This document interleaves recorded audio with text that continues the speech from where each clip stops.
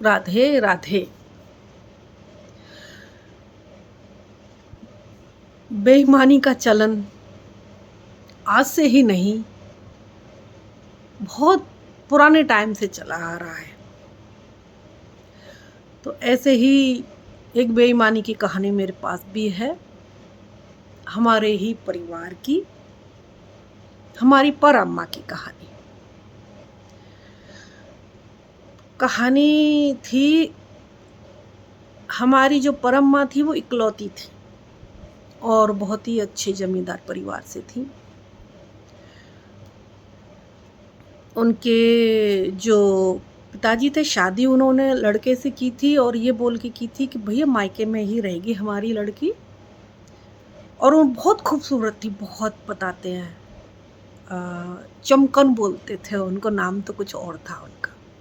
हमारी अम्मा की सास ऐसे बोलते थे, चमकन करके उसको।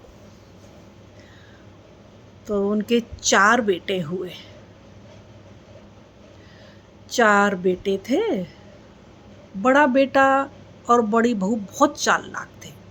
300-400 बीघा ज़मीन थी, वही संभालते थे। और तीनों छोटे बहू बेटे जो थे वो अपना काम करते थे, संभालवाते थे। तो चलते चलते आगरा के पास जगह थी, गांव था कोई, वहाँ पे थोड़े दिन बाद सेवा करते करते वहाँ पे उनके, हमारे जो परबावा थी, छतरी बनी हुई थी। और फिर वहीं पे उनकी मौत हो गई। मौत के बाद उनकी भी छतरी बना दी गई आगरा में, कुछ आर्मी एरिया करके है। तो जो ज़मीन जायदाद थी वो बांटने का टाइम आया। पहले पंचायत ही चलती थी, पंचायत में जो फैसला हो गया वही माना जाएगा। तो जो बड़ी बहू थी और बेटा था, बंसी नाम था उनका, तो पंचायत होती है कि सारा जेवर देवरानियों का, जिठानियों का उसी के पास रहता था, क्योंकि वही मालकिन थी। बक्से में रखा करते थे पहले के तो लोग, ये सब पुराने टाइम की बात है। तो पंचायत हुई, तो पंचायत में बोला कि ये जो फैसला करेंगे हम वही मानेंगे। तो पंचायत में जो लोग थे वो भी उसी का सपोर्ट कर रहे थे। ज़्यादातर ये दुनिया का नियम है कि बदमाशों का सपोर्ट ही ज़्यादातर लोग करते हैं। अच्छा अकेला खड़ा रहेगा, उसकी तरफ से कोई नहीं बोलेगा, और बदमाश की तरफ दुनिया खड़ी हो जाएगी सपोर्ट करने के लिए। ये तो मैंने खुद भी आजमा कर देखा है। अच्छे इंसान का सपोर्ट नहीं करेंगे लोग। तो उस बेईमान की तरफ से सब खड़े हो गए। पंचायत, भरी पंचायत में उसको पूछा गया कि इन तीनों देवरानियों का जेवर तुम्हारे पास है, रुपया पैसा जेवर? तो घूंघट करके और हाथ हिला गई पंचायत में कि मेरे पास नहीं है।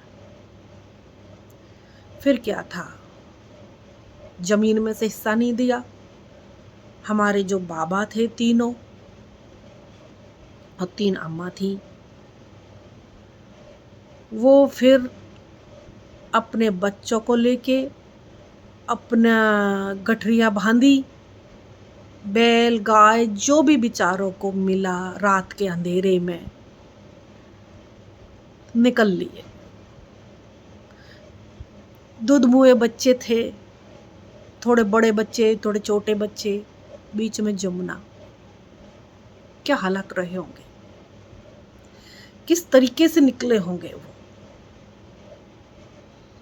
पुश्तैनी गांव पड़ा था हमारा, वहाँ घर पर तो कोई रहता नहीं है, तो फुटपाथ गया होगा, थोड़ा बहुत हुआ होगा। तो मैं उस सीन को सच में याद करती हूँ, किस तरीके से जीरो से कहानी शुरू की होगी उन्होंने। थोड़ा सा परेशानी आती है जीरो से चलने में, और रिजल्ट बहुत अच्छा आता है बाद में। आधी कहानी बाद में। राधे राधे।